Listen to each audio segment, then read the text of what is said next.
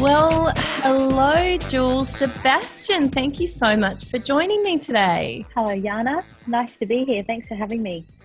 Well, it's an absolute pleasure. I have just been thoroughly enjoying your beautiful book, Tea and Honesty.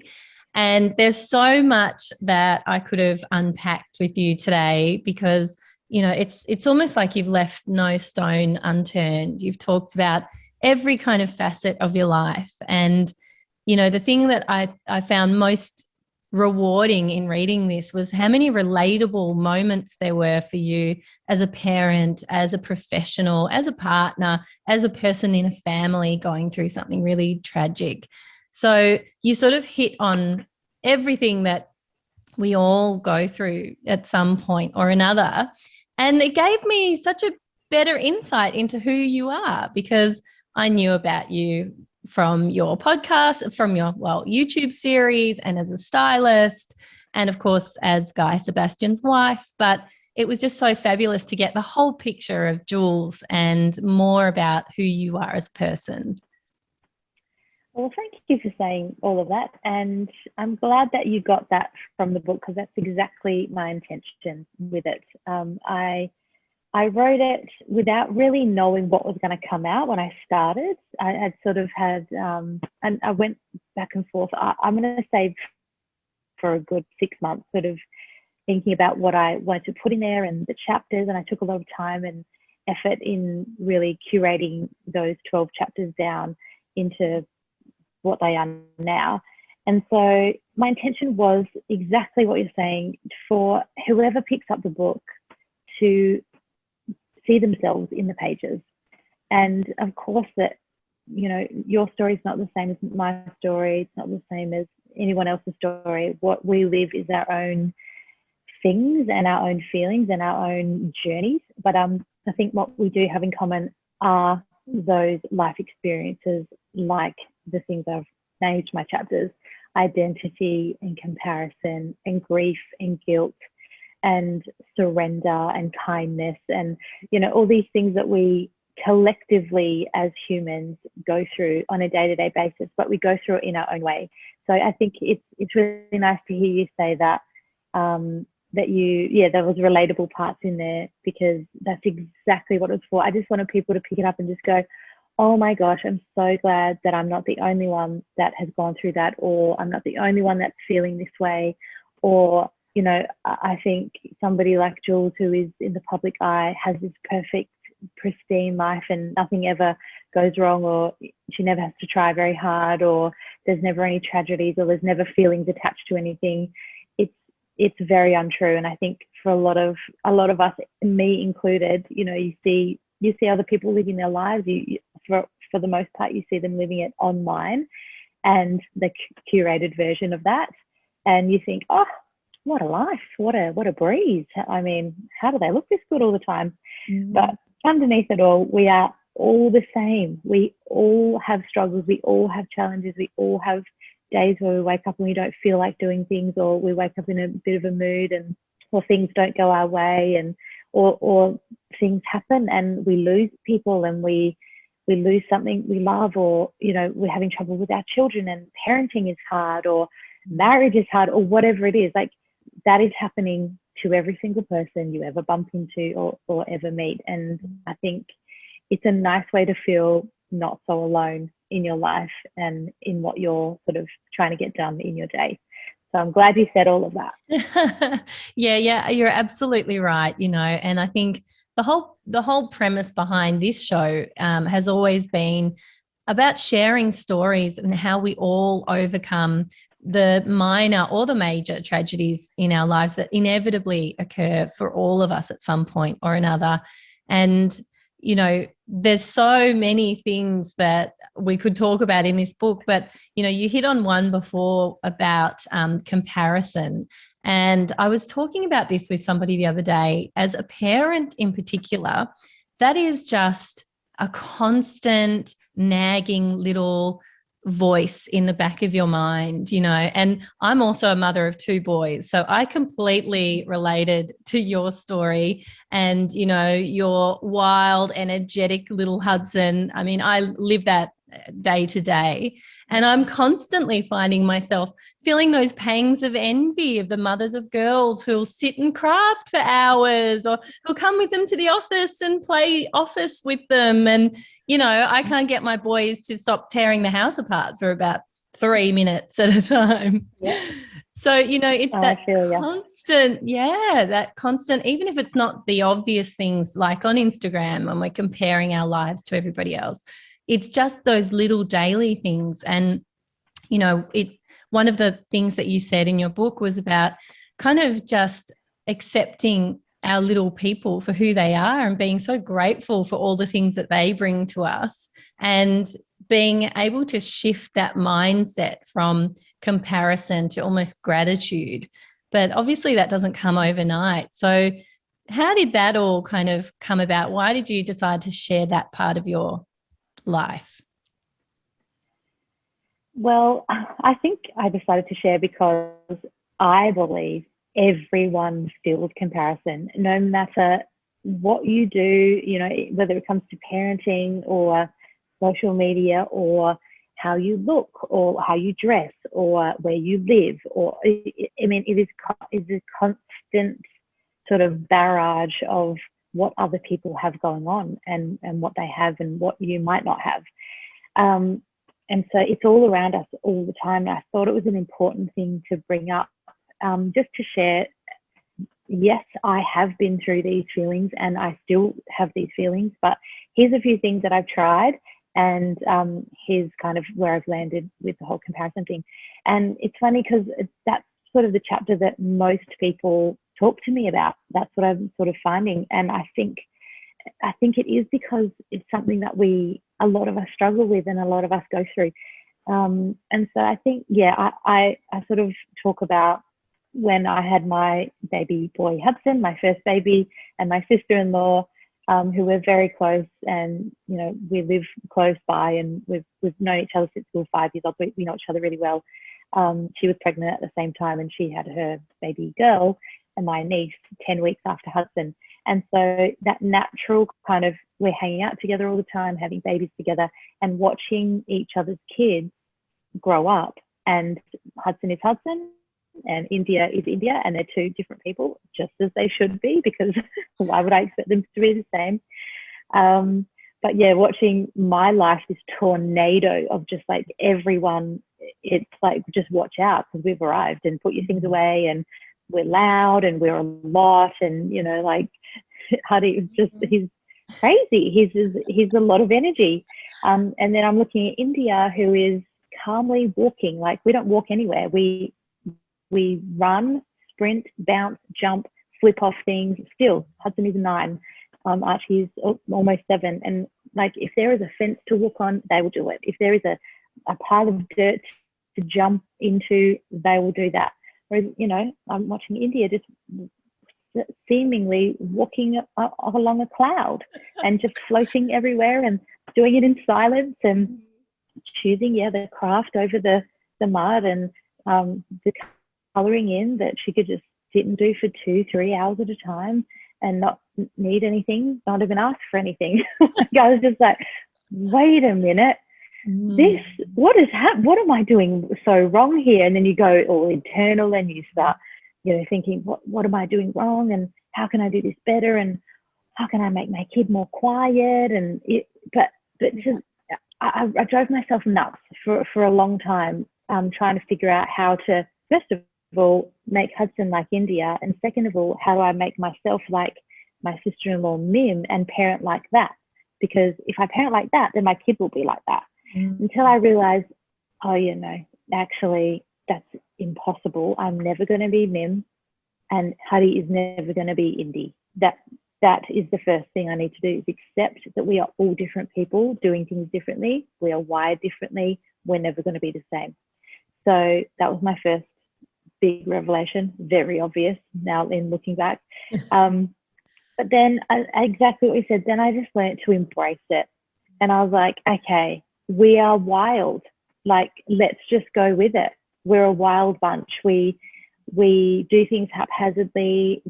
I try to stick to a schedule as much as I humanly possibly can, but we go off the schedule sometimes. We eat at, later than others or earlier than others, or we pick up something on the way in a drive-through and I haven't packed a lot, like whatever it is, like that is our life, and it's a wonderful life and it's a beautiful life, and in all its crazy and haphazardness and all of that, it's so much fun. And I as soon as I embraced it, I was like, oh, you know, actually we're a good time. We're a fun bunch of people, you know, to be around. And I'm sure I'm not ruining people's experience of us, because I just thought I was just like too much for everyone all the time. But I was like, oh no, we're actually fun. We bring the fun. That's what our job is. We get to like bring all the activity and all the energy and, you know, the fun stuff. And so once I embraced that, I really started to relax a lot more and enjoy my time with my kids and not be so stressed out all the time thinking I had to do it a certain way. I was like, you know what, I'm going to do it my way. I'm going to do it the way that works for us and our family, because our family's not like another family. Their family's not like their family. We're never going to be the same. And so that was a really big thing for me, the acceptance and then the embracing of everything we are and everything we have. And I think too, if I could just expand on like something outside of motherhood, is aligned along with that is probably a lot of comparison I was doing internally with myself, you know, with other women in the same sort of field as me or other women on Instagram. And I found myself, you know, exactly what I said, trying to do it how they would do it, or trying to be how they were, or wear what they would wear, or go to the things that they would go to, until I realized, I actually tested myself and I was like, you know what, for the next however many months, I'm going to do it how I would do it. I'm going to wear what I would wear. I'm going to talk how I would talk. I'm going to go where I would go. I'm going to post how I would post. I'm going to say it how I would say it. And what I started to find is the more that I did that, the more that people responded to me. And the line of communication with my community, all of a sudden, it was literally like an avalanche, like a waterfall just dumping on me, because people were like, oh, you're being yourself now. We can see that. That's authentic and that's genuine. You're not trying to be something you're not. And yes, you break a glass here and there on Instagram. And yes, you have kind of a terrible hook, but it's kind of working for me. You say something weird and funny. You make a mistake. Your hair looks like is doing this in your video, like whatever it is, that humanizing and not trying to be something and someone I wasn't, was actually the thing that was holding me back. And the minute I got that, and I really got it, and probably only pretty recently, is when everything just feels like in a better flow, and the communication and the community has really just come together, and they like it. They like people who are themselves. And so, yeah, that is that's my journey on comparison, and it's ongoing. It's not over. Definitely not over. I'm sure there'll be days where I'm just like, oh, that, you know, they're doing it like that, or what, you know, whatever. It's inevitable that or something else is going to come at me where I'm going to think I'm not doing it right, or I'm not good enough, or I should be doing it in a certain way. But I think I'll try and hold on to that lesson that I've learned, to just embrace who you are, and then others will embrace that too. It's like a law of Murphy. I don't know who Murphy is, but yeah, but I think that's a really important message, because I think we forget to be authentic because of all of the things that we're seeing. And I think it's only natural. Like you say, of course, it will keep coming up for you. It'll keep coming up for all of us, because we just can't help it. I think it's a natural state to look at what others are doing and compare. But if you can keep bringing it back to your own truth, I think, you know, we can all take a lot from that. And I'm already thinking of like the 25 different things I could be doing differently, you know, just to keep it authentic 100%. In every part of my life. Yeah. And I guess, you know, there's another thing that sort of comes along with what you're saying there, and that's, as women in particular, you know, that theory that we're supposed to be able to do and have it all, you know, but we all know that's impossible to do at the same time. and that guilt that you have constantly as a parent about where to put that time. So, you know, some of the things that you're talking about in terms of feeling stressed about the kids being out of control or being full on, you know, I'm using my own words and experience there. You know, I don't have the patience for them because my mind is 25 other places and I'm thinking of the other email I've got to send and the thing I've just got to finish and we've got to be here at this time and, you know, blah, blah, blah. So, you know, how did you come to that place of wrestling with that guilt and working out where to put the most weight? Well, yes, again, that was a long and winding road to get to my sort of conclusion on that because, yes, agree. I'm exactly the same. You want to do it all. It's not that you you know, sometimes have to do it all. You want to do it, and you want to be a great mum, and you want to be a great wife or a partner, and you want to be great at your job. But all of those things require you, the one individual, to do all of the things. And so I think that's when it sort of falls over because you're like, well, I can't be in 13 places at the same time where I'm required. So I think for me, and I talk about this in the book, in the surrender chapter, because I truly believe in the power of surrender. And by that I mean, you know what, sometimes you just have to throw your hands up and say, okay, I can't do it all, exactly what you just said. I physically can't. I'm one person. I can do possibly two things at the same time, but not everything at the same time. And even two things at the same time is very difficult.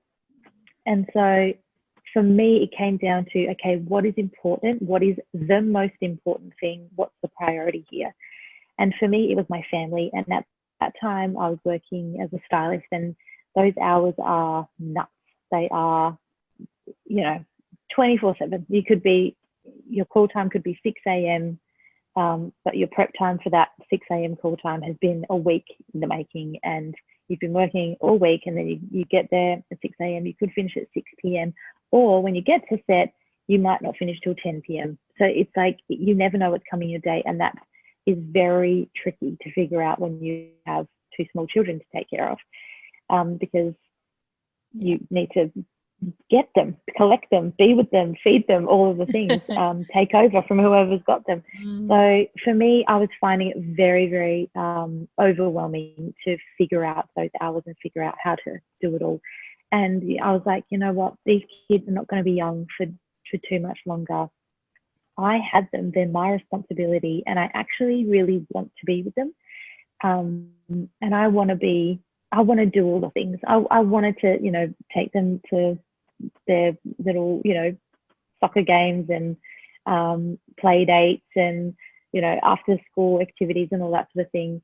And it was very, very important to me. And so I was like, okay, if that's the most important thing, then everything else has to kind of come after that.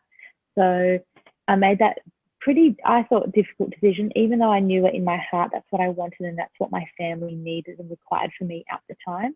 And of course, being married to someone very busy as well, I feel like, you know, someone sort of had to be the one, the glue that's holding it all together at home.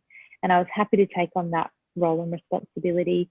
But it also was a hard decision because it meant I had to give up a few things. And that was hard because I didn't want to. I really enjoyed my job and working as a stylist, and it gave me a certain sense of fulfillment and identity, and it fulfilled my passion and that sort of thing. And so that's very hard to give up, because you're like, if I give this up, does that mean it's over forever? Does that mean I'll never get a phone call again? Does that mean I'll never have any opportunities? Does that mean I'm a full-time mother and all I do is run my kids around and play with Play-Doh all day? I knew I had more in me than that.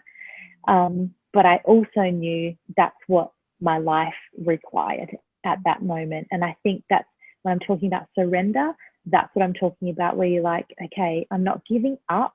I'm not giving up on my dreams and the career that I wanted, but I'm just giving in for the minute. I'm giving in to what my life needs and what this force around me really, really needs. And so that's sort of how I looked at it, not giving up, giving in. And in that moment, when I surrendered all of that, and I sort of very much almost stopped working as a stylist, was really engaged and involved in my kid's life, I think that's when the universe, God, whatever you call it, was just like, okay, you got that. You got the lesson. Prioritize what you think is the most important thing. Okay, now watch me work this out. And that's how it felt. It felt like somebody else just took on the stress and the worry and figured it out for me. And from that, I was able to, like a miracle, work out how to do both. And from that day forward, it was always like, okay, and to this day right now, family is first, family's priority. Like, they come, whatever they need and wherever they need to be and go is my first train of thought on every occasion and every day. And then it's like, okay, what can I fit in around them not being at the house, or around school pickups, drop-offs? We're on school holidays right now, you know, so it is a juggle and a struggle, and all the balls are in the air. But as long as I'm staying true to that family first and that decision and that initial like feeling of like that's my priority, then I can weirdly fit everything else in around it. And it, don't get me wrong, it's hard and it's busy, and you're right, like the email I've got to send, the place we've got to be, okay, what does everyone need? Packing all the bags, okay, that person's got their socks. What uniform needs to be ironed right now? Has it still got grass stains on its knees? You know, like all those things. All of those things. It's effort. It is effort. It's not like, I'm not saying surrendering is like this easy, like just, you know, sailing down a beautiful river. Yeah. It's still effort and organizing and showing up and doing all the things. But I'm just saying the flow of it and the anxious, overwhelmed feeling is less than it ever was. It was a very long answer to your very short question. No, I love it, because, you know, that is so much the crux, I think, of what most parents who are working and trying to do more than one thing at a time experience, and that sense of overwhelm and then intense guilt because you've rushed through, you know, that short window of time you have with the kids at the end of the day and before they go to bed. And once they're in bed, everything kind of stops and you just think like, God, I was just shouting for the last 2 hours and stressing and everything was just too much and it was loud and messy and horrible. And, you know, why? What for? And I think you're right. If we can all just kind of rethink the priorities. And, you know, just when you said before, you know, I had the kids, you know, they're my responsibility. You know, it's like, oh, yeah, you're right. You know, so often we're fending them off like, it's something to deal with over there instead of just embracing it and, like you say, surrendering into the chaos a little bit.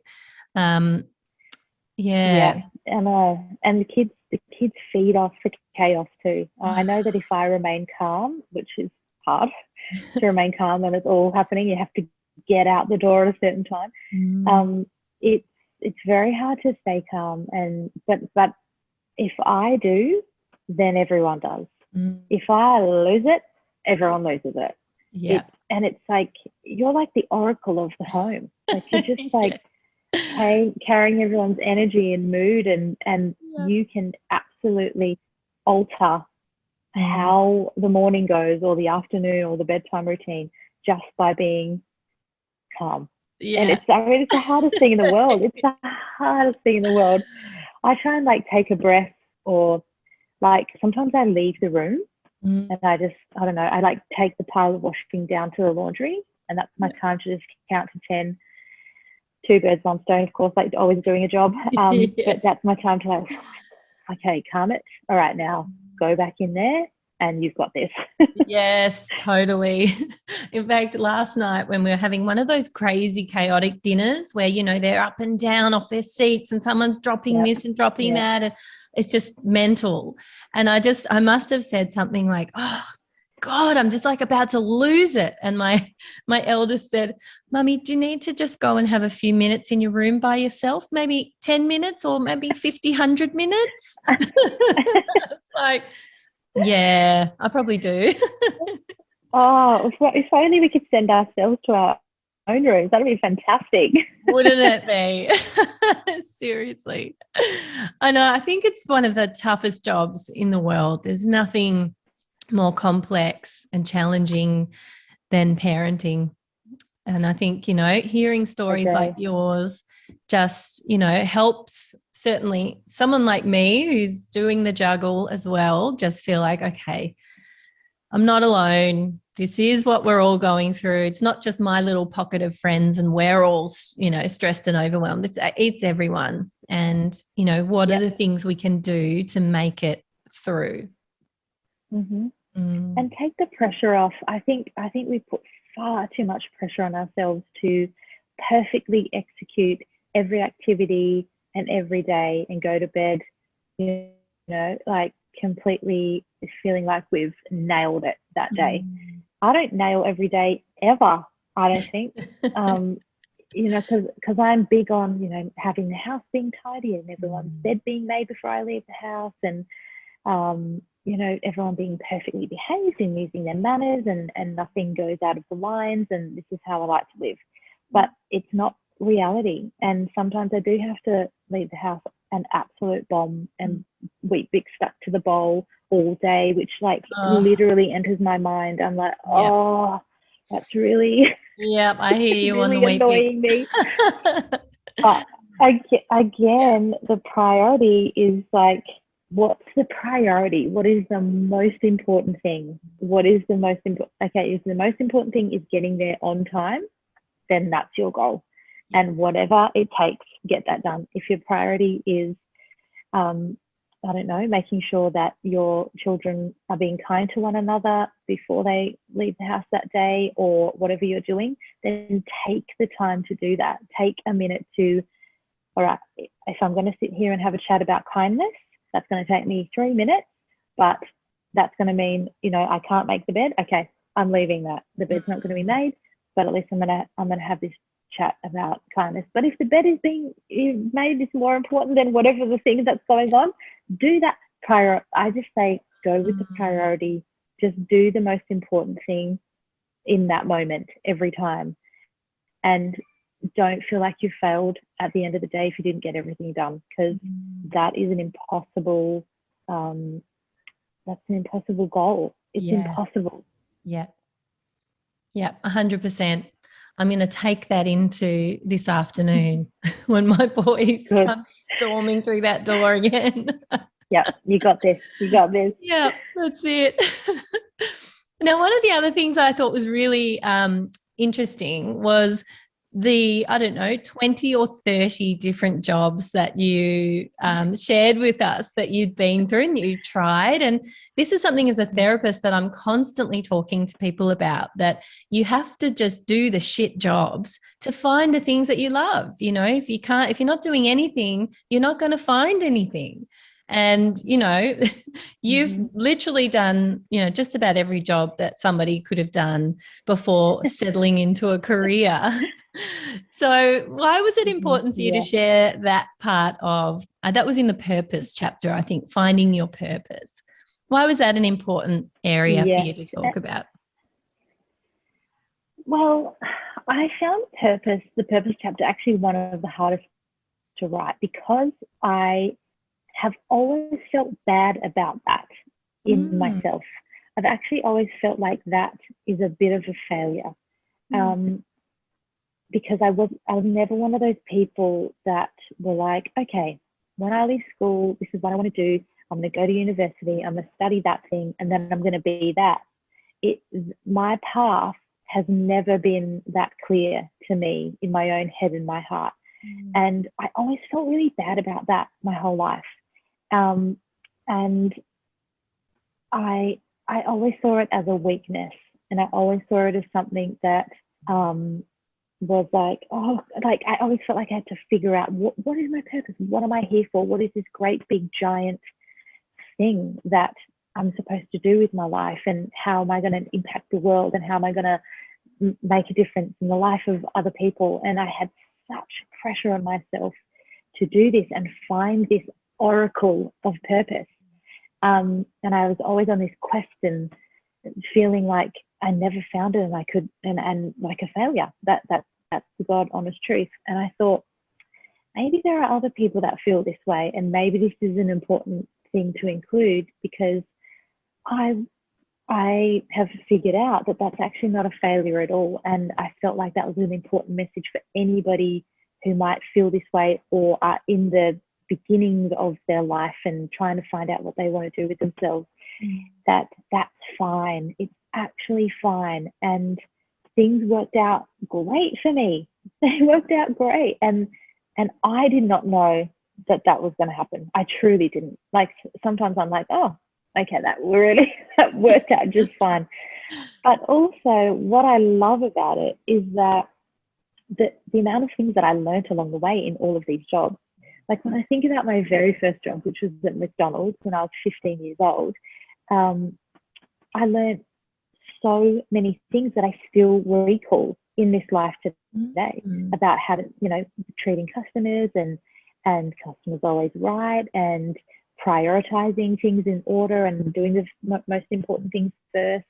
I learned how to clean properly. I learned how to mop a floor like you've never seen someone mop a floor. Be an employee in the first place, like at the age of 15. Those are very vital things to learn, and things that I've taken through my life, and all of my jobs I've taken something from, and nothing is for waste. And that's what I write in the book. Like, nothing is ever for waste. You might think, I don't want to do this job that I'm doing. It doesn't, like, it's serving no purpose in my life. I don't want to get up and do this. It's not for me. But first of all, we need money to pay our bills. So there's your first reason to go to work. And second of all, everything is a stage and a phase in life.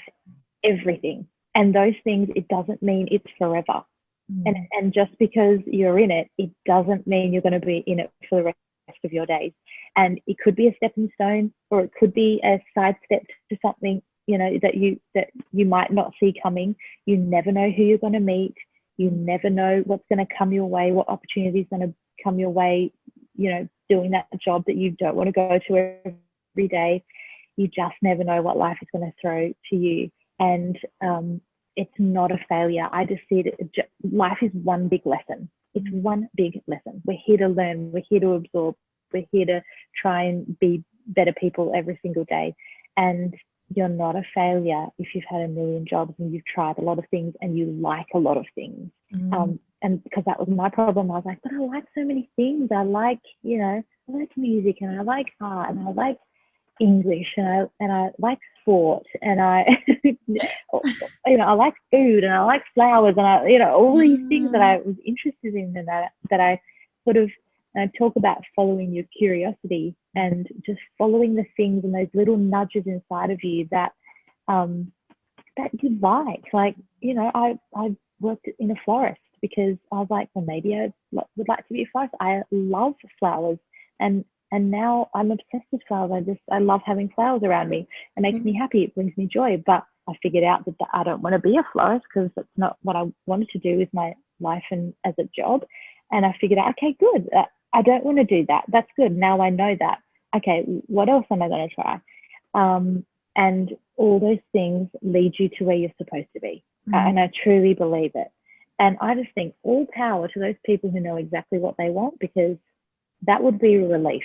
That would be a giant relief. Like, I look at my husband, he's like, I am born for this.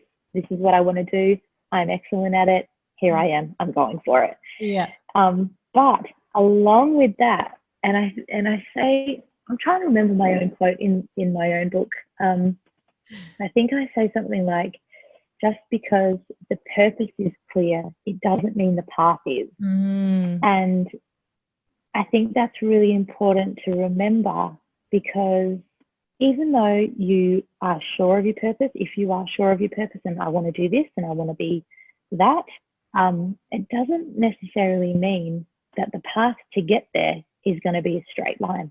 You're still going to have to try really hard. You're still going to come off the path sometimes. You're still going to have to run into difficult situations, and things probably aren't going to go your way 100% of the time. Just because your purpose is clear doesn't mean the path is. And so it doesn't matter what you're trying to do. If it's clear, if it's unclear, it's still going to be a challenge.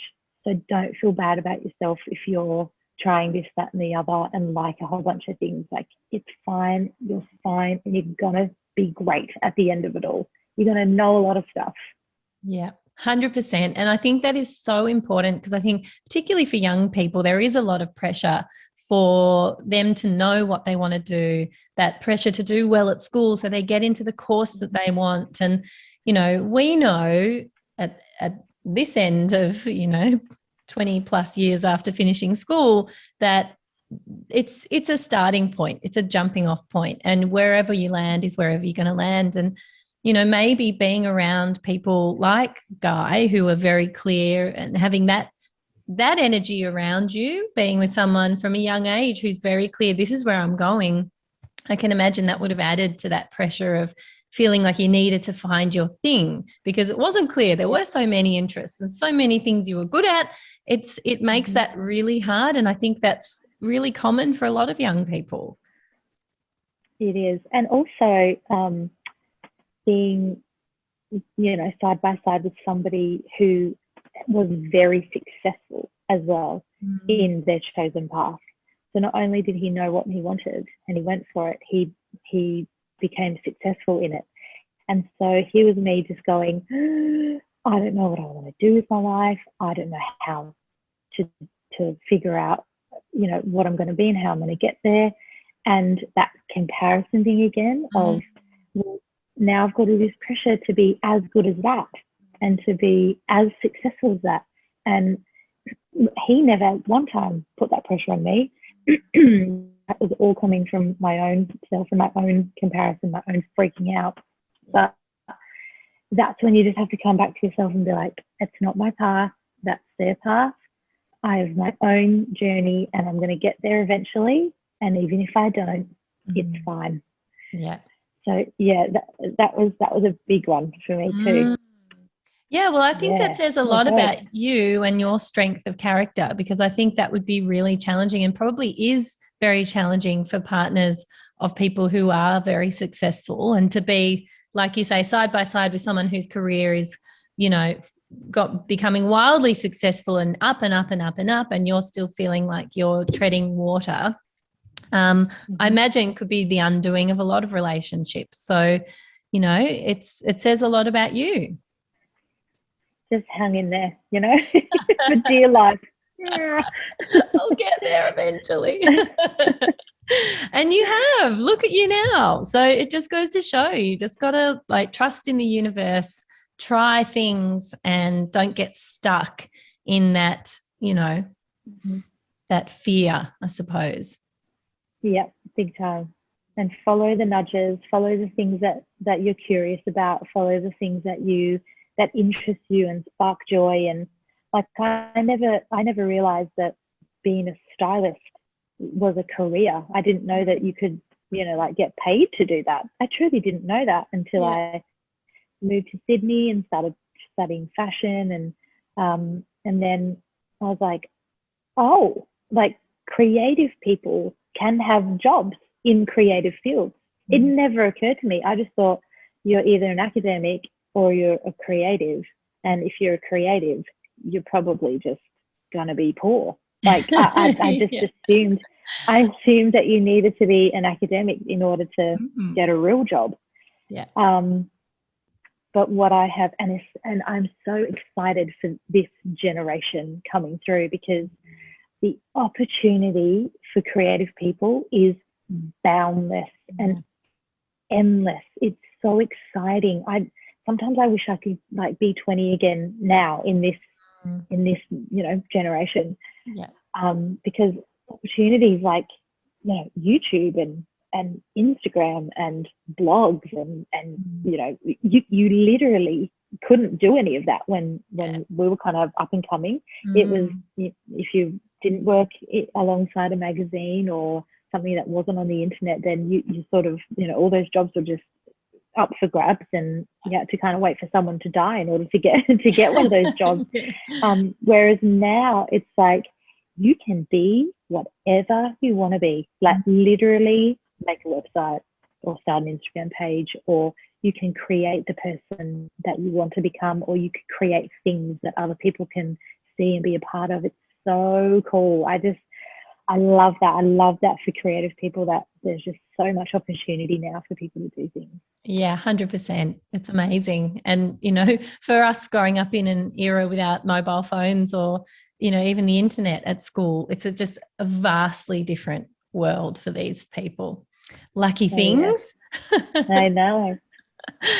Yeah. Now, look, I did want to talk with you as well. So I share, quite often on this show that I'd lost my mum suddenly when I was 21. So I sort of the conversation always ends up taking a turn to grief and people's experience of loss.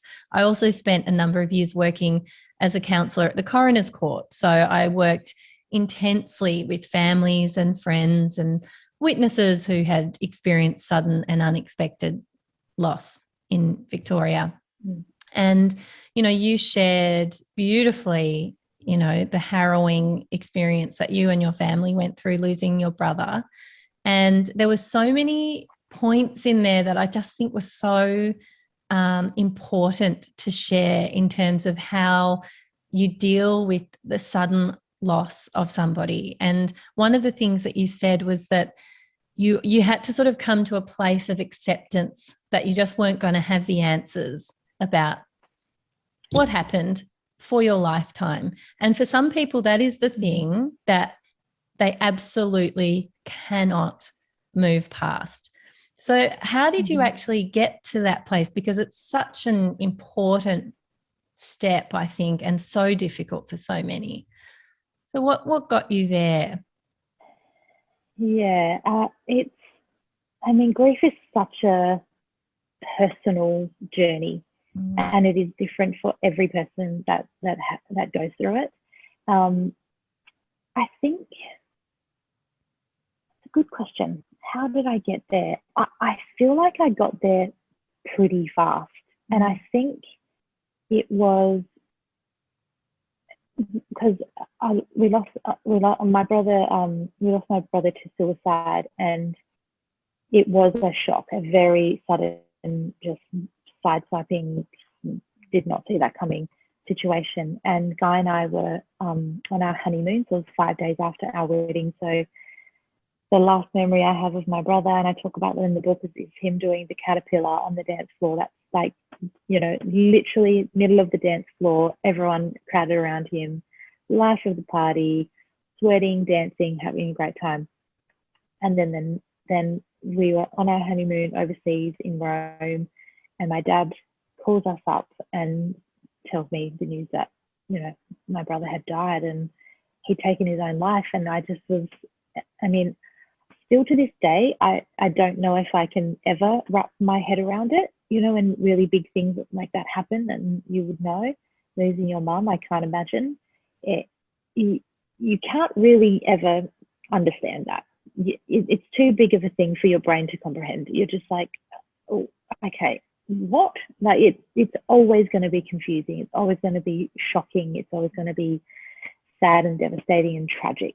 And what's hard is like, okay, that has happened, and now we're all left behind having to figure this out. And how do you figure this out? You just are like, you definitely need a minute to just sit down and be with yourself and be with your family and talk about it and ask questions and just be in the moment, for sure. But I think what I sort of decided very early on was, okay, I'm going to let myself feel whatever it is that I'm feeling. And we feel all of the things when we're grieving. We feel, obviously devastation, sadness, and all of that. We feel the questions, we feel the unfairness of it, we feel the anger, we feel ripped off, we feel like, how could this happen? How could you do that? How can like we feel lonely, we feel somewhat connected to other people. Like there's so many, they're like, it's like a roller coaster. It's a roller coaster. Yeah. And I think it's a roller coaster forever. I don't think that really, you never really come off of that roller coaster, unfortunately. And I think that's another thing that we have to accept. It's like, this will never be over. That person is never coming back. And so how do I figure out a way to be in this world without that person? And I think that's what I decided early on. It's like, okay, I can't do anything about this. I can't bring him back. I can't change the circumstance. There's nothing that any one of us can do to make this different. So I can't change it. So I accept that I can't change it, but now I have to accept that this world is different without him in it, and therefore my life is going to be different without him in it. But how am I going to get through this new normal? How am I going to figure out a way? And for me, and I think it's still the thing that I think about, is that I just go about in my life making him as proud as I possibly can. And for me, that brings it back to that, like, that warms my heart. And I feel like wherever he is looking down on us in our life, I just think, okay, I want him to think, you've done a great job there. I'm really proud of you for that. And it somehow keeps their memory so alive in my everyday walk and my everyday decisions, and even how I raise my boys, and, you know, like my relationship with my husband. I think I want him to be proud of me. I want him to be like, good on you, little sis. You've made some good decisions there. And so it keeps the memory alive, but it also, it helps you accept the fact, okay, I'm doing this for myself. I'm doing it for him. I'm doing it for my family. I'm doing it because I want to be proud of myself. But I also accept that this is my new life. This is how it has to be. This is how I have to walk through it. And I think making it into a positive, rather than all of the questions that you will never know the answer to, like that will drive you nuts, because you will literally walk around in one giant circle for the rest of your days. Yeah. And you will make up reasons why, and you will try and figure it out and never get to the bottom of it. And you will talk about it with each other, and you and then you'll come back to the same spot. We don't know. Yeah. And so I don't want to spend the rest of my life driving myself nuts about it. I can't do anything about it. You have to get on with it. You just have to get on with it. And not, like, getting on with it doesn't mean forgetting, and it doesn't mean you're not still in grief.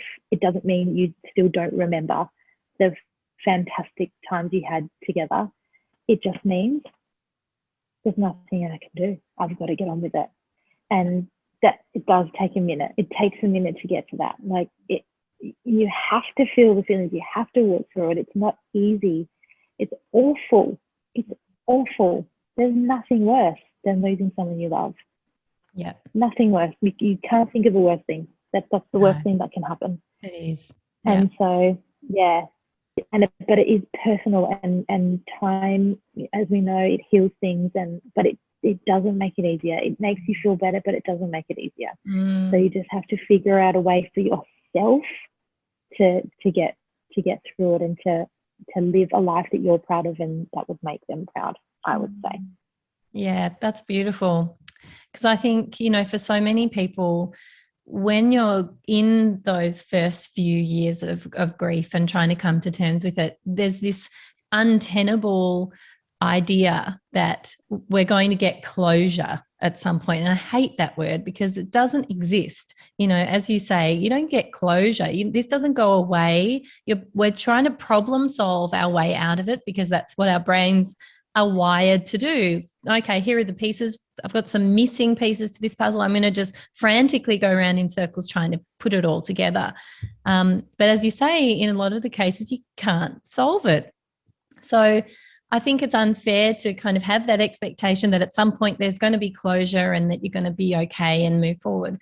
But like you say, it's not. You live for the rest of your life with that loss, and it changes and evolves and becomes something different at every different stage of your life. And perhaps if we can all think about things in terms of more of an acceptance that we're looking for, coming just to terms with this new horrific normal and trying to find a place to settle in that, maybe that will make things a bit easier. 100%, but it isn't easy. We're talking like it's like, oh, okay, I just accept it.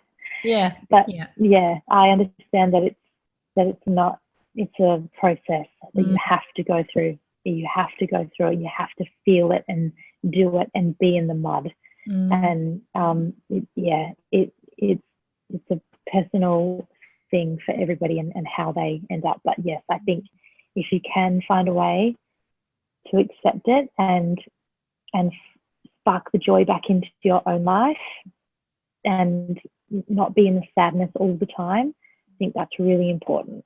And it's probably what your dear loved one who has passed would want for you as well. They don't want you to be sad all the time. Yeah, 100%.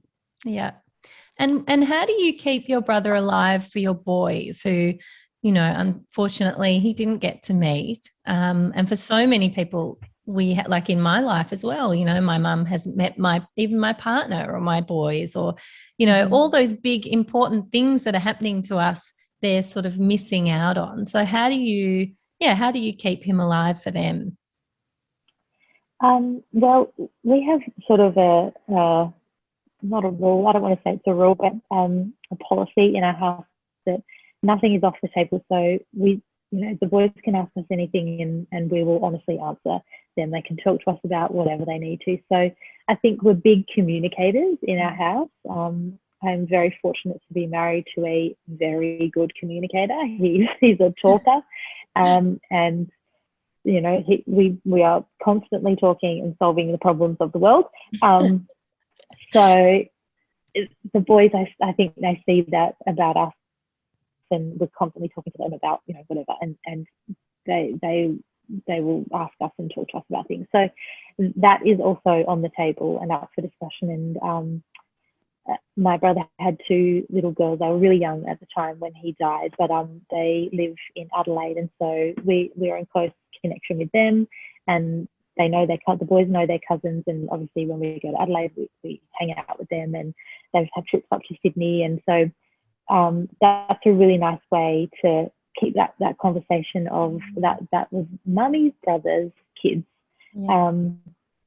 And my husband and Archie, they both play soccer, and my brother was a mad soccer fan and played soccer his whole life. So that's another way that we, you know, talk about him. I tell them how I used to go to his soccer matches, and he was really good at soccer. And so we just like keeping it on their level. Obviously, they're only kids, and so they're not going to fully comprehend or understand. But just talking about him, like, he was a special part of our life and still is. And obviously, you know, his daughters are in our life and a part of our life. And so, yeah, it's, and, you know, my mum and dad also, they're very close with my boys and us. And so it's, you know, we always do a cheers to him at Christmas and his birthday and that sort of thing. So nothing is off limits to talk about. And I've got a tattoo of his initials on the side of me, and the boys are always asking me, what's his middle name, and Hudson's got the same middle name as him. And so, yeah, there's lots of ways, but I think it's just that keeping it on their level of understanding. And kids are smart. They're so smart, and they're so connected to their souls, and they ask really interesting questions that I found myself, I'm like, hold on, how did we get here? How are we talking about death right now? Yes. Yeah. But I think it's just keeping it as honest as humanly possible. Yeah. So that's how we do it. Yeah, that's beautiful. I sometimes wonder, particularly my eldest, does he know? Because I have a similar kind of policy that, we talk about everything, and does he know too much when we get into those conversations. I think, gosh, like these are really mature, insightful questions about the real things in life and really big, important things. But are other 5-year-olds talking about this stuff, or is it just because that's our story and we have, you know, an element of grief that is present that we, you know, share and talk about? And so, yeah, it's good to hear that it's at least happening over in the Sebastian household too.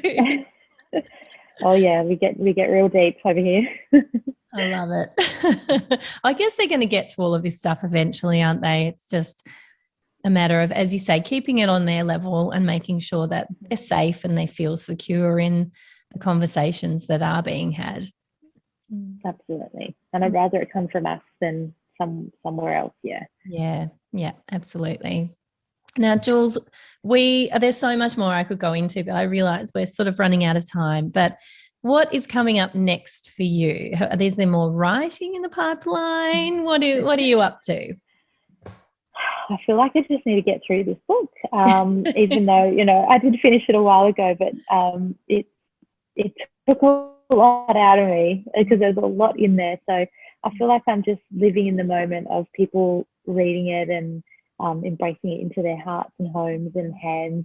And that's been a really, really beautiful thing to experience. And I love what people are pulling out from it and learning from it and getting out of it. That's been a really, really cool thing to you know, to see, because that was the intention, as we talked about in the start. So yeah, just talking about the book a lot. Just more of the same thing. Like, I'm having a great time on Instagram. I don't know if any of your listeners follow me over on Insta, but so much cooking and so much, you know, cocktails and you know, I do a lot of brand ambassadorship with brands that I love and aligned with. And you know, it's busy. It's a big, full life, having 2 babies to look after as well. They're getting older and they're just busy, really busy kids. Therefore, I'm busy. So just more of the same stuff, more of this, and just, you know, following my curiosity, and whatever comes out of that is what I'll go with. Fantastic. I love it. And so for anyone that's not following Jules, I'll pop the links to your Instagram in the show notes, and they can get your beautiful book, Tea and Honesty, pretty much anywhere, can't they? At all good bookstores. And I've always wanted to say that. I love it. Oh, well, Jules, thank you so much for sharing so much of your story again today. And I know that it is a lot. You're probably talking endlessly about this book, but I appreciate you getting deep with us and sharing some of the tougher conversations too. I know it'll help a lot of people. Well, that's what I hope. And we are not alone. We are in this together. We have each other. There's always somebody that you can lean on. So I think that's what I would just want anyone to get out of reading my book or listening to anything that I say, is that don't be alone in your life. Like, someone is always there, and reach out and listen to podcasts, because I listen to podcasts all the time and I find myself being helped all day long. 100%. Couldn't agree with you more. Oh, thank you so much for your time. Thank you for having me. You're so welcome. Thank you so much. All right. I look forward to seeing what comes next. Watch your space.